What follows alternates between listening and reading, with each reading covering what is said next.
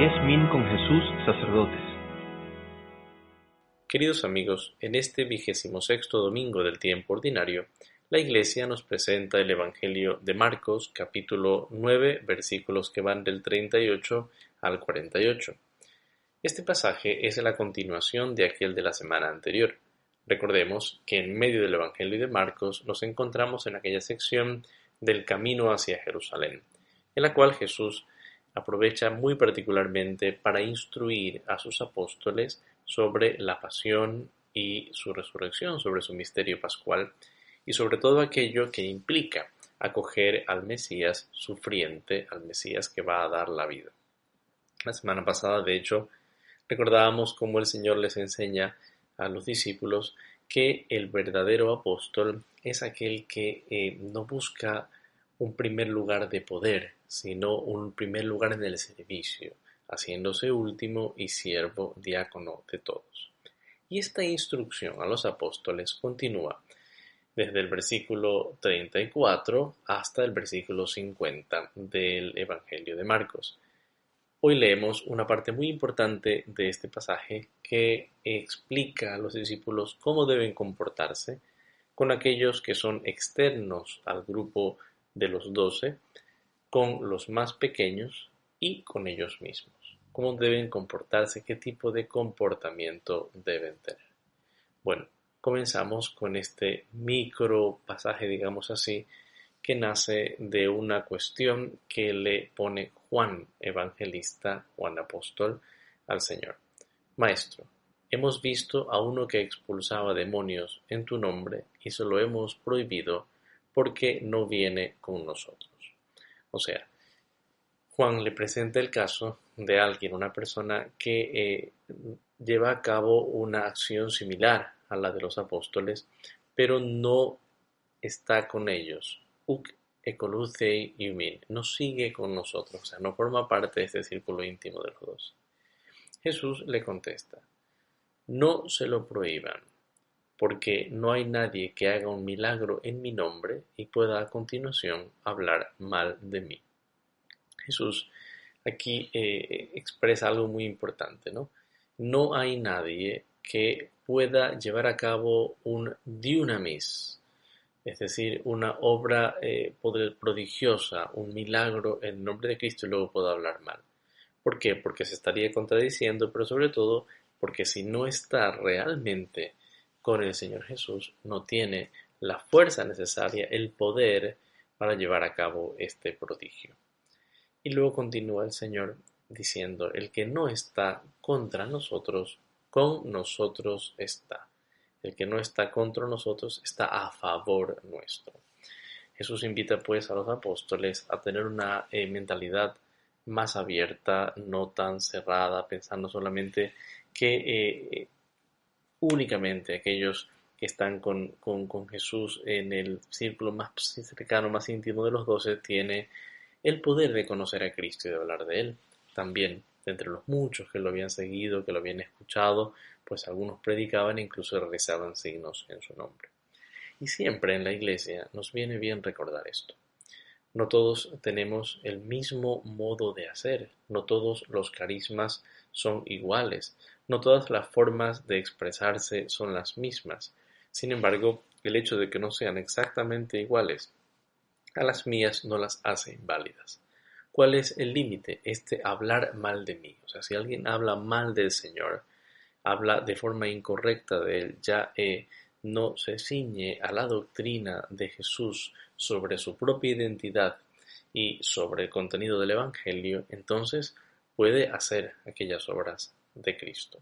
Sin embargo, si alguien no está ceñido a esto, pues entonces ya no está en comunión con la Iglesia. Esto será algo que San Pablo enfatizará mucho en sus cartas. Constantemente hará referencia a los diversos modos de ser cristiano. Están los judío-cristianos, están los étnico-cristianos, los que provienen del judaísmo, los que provienen del mundo pagano, y ambos tienen derecho a vivir su vida cristiana. Sin embargo, la doctrina de Cristo es inalterable para unos y para otros. Bueno, entonces es bueno tener siempre esta actitud, ¿no? De recordar que el modo como yo hago las cosas no es el único, no es un modo así digamos, inalterable, siempre y cuando hay muchos otros modos de hacer las cosas, siempre y cuando se mantengan dentro del límite de aquello que significa estar con Jesús. Bueno, y luego Jesús recuerda a los discípulos cómo deben agradecer a toda persona que tenga un servicio, se sea humilde con ellos, pero también a través del Evangelio como testimonio escrito queda como un mensaje de aliento a todos aquellos que sirven, que ayudan, que colaboran, que de alguna manera muestran su cercanía a los que realizan la obra de la evangelización. Y cualquiera que les dé a beber un vaso de agua en mi nombre, porque son de Cristo, en verdad les digo que no perderá su recompensa, ¿no? Cualquiera que les diera, aunque sea un vaso de agua, porque son de Cristo, o sea, alguien que lleve a cabo un servicio con un ministro de Dios, porque es ministro de Dios, porque es del Señor, nunca quedará sin recompensa. Yo creo que esta frase de Jesús ha calado profundamente en la cultura cristiana de nuestro pueblo fiel, que siente mucho cariño, mucha alegría, mucho como gozo de poder servir a sus sacerdotes, a sus ministros, y por esto cada servicio que hacen los fieles a los sacerdotes, a aquellos que se dedican a la evangelización, sin duda quedará marcado por la eternidad, pero también debe estar marcado profundamente por nuestro agradecimiento. Ningún servicio, por pequeño que sea, ni un vaso de agua, ni una Ave María debe parecernos poco, ¿no? Todo debe parecernos un esfuerzo grande que se hace con amor y no en nuestro nombre, sino que tiene referencia a Cristo. Esto también es importante, ¿no? Todo afecto que los fieles puedan tener hacia nosotros no nos tiene como centro a nosotros. Y en la medida en que nosotros nos hagamos centro de ese afecto, realmente estamos perdiendo el sentido. Los fieles tienen detalles de cariño, de solidaridad, de amor con sus sacerdotes, con sus agentes evangelizadores, porque son de Cristo, porque sirven a aquel a quien ellos también quieren servir. Y a continuación Jesús explica cómo debemos comportarnos todos, pero pienso que de una manera muy particular nos llega a nosotros como sacerdotes este pasaje, con respecto a los más pequeños y a nosotros mismos. Es un pasaje, digo, que está dirigido sin duda a todos, pero que a nosotros nos llega de modo particular como evangelizadores. Sin embargo, todo bautizado, habiendo recibido el don de la unción de Cristo, pues es también evangelizador y por tanto pues nos llega este pasaje de modo particular. Y bueno, continúa el versículo 42. Y aquel que escandalice, ¿no? El verbo usado aquí es el verbo scandalizo, que significa hacer caer. El escandalón es una piedra en la que se tropieza. Entonces aquel que escandalice es aquel que hace caer, es aquel que hace pecar o hace caer a uno de estos pequeños. Aquel que escandalice, que haga caer a uno de estos pequeños que creen en mí, calón este auto, sería mucho mejor para él que le ajustaran al cuello una piedra de molino de las que mueve un asno y fuera arrojado al mar. Es fuerte esta palabra de Cristo, muy fuerte, y ciertamente nos interpela profundamente, ¿no? Todos hemos en algún momento visto cómo funcionan estas piedras de molino. Se trata de una piedra inmensa, muy grande, que en su superficie tiene un canal. En ese canal es una piedra de forma de circunferencia, en ese canal que es un círculo que da vuelta una especie de rueda de piedra, a su vez, de piedra también, tirada por un asno. O sea, la piedra de molino es esta piedra que debe tirar un asno porque es muy pesada, que sirve para moler el grano. Entonces es una piedra inmensa, ¿no? Nosotros nos imaginamos nuestra piedra de moler chiquita que tenían las abuelitas en la cocina, ¿no? No, aquí se trata de una piedra que solamente un asno puede mover, ¿no? Es muy pesada. Y sería mejor, dice Jesús, al que escandalice a uno de estos pequeños que creen en él, que se le ajustaran esta piedra de molino y fuera arrojado al mar. Es decir, que el escándalo hacia los más pequeños es algo que debe ser evitado a toda costa. Esto nos hace ver que cuando existe una persona que se dedica a la evangelización, un sacerdote, un catequista, que induzca a pecar a los más pequeños, a los más sencillos, o que les haga daño alejándoles de Dios, es necesario pues separarle, alejarle, por el bien de los más pequeños y también por el bien de aquel que está haciendo escándalo, que está causando daño, porque efectivamente todo aquel que evangeliza está llamado a promover el bien, no está llamado a como causar el mal, ¿no? A alejar de Dios, está llamado a acercar a Dios profundamente. Y luego viene la última parte del Evangelio, que se refiere más bien a, bueno, y entonces, si ya sabemos cómo debemos comportarnos con los que son un poco distintos de nosotros, cómo debemos comportarnos con los más pequeños, cuidando de acercarlos a Dios y nunca de alejarlos, ¿cómo debemos comportarnos con nosotros mismos? Y aquí Jesús es muy enfático también porque insiste con por tres ocasiones en la misma idea, dando tres ejemplos distintos que no son, no son dados para ser tomados de forma literal, sino de forma figurada, pero radical. Y si tu mano te escandaliza, córtatela. Si tu mano te escandaliza, córtala de ti.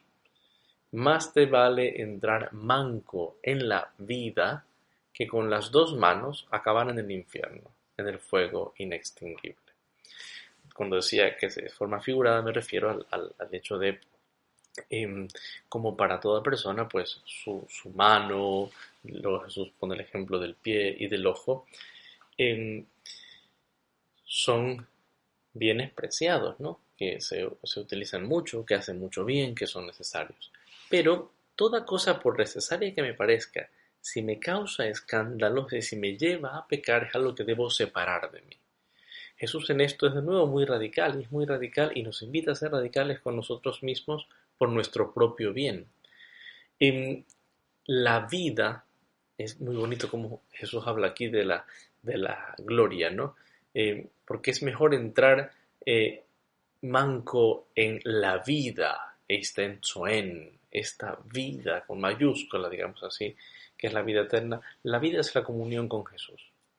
Y si nosotros no cuidamos aquello que nos acerca a Jesús y más bien no elegimos entre Jesús y aquello que nos lleva a pecar, entonces nos estamos haciendo daño, nos estamos alejando de la vida y podemos terminar en la Genna, ¿no? En esta Genna donde el fuego no se apaga, dice Jesús en el versículo 43 y en el versículo 48.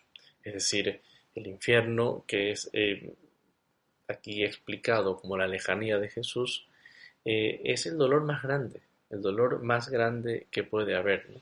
Es interesante como testimonio de varios exorcistas coincide, ¿no? En el hecho de que el infierno es algo tan feo que ni los mismos demonios quieren estar ahí. Por eso se entiende el tema de la posesión. Ellos no quieren estar en el infierno y por eso prefieren estar atormentando a una persona.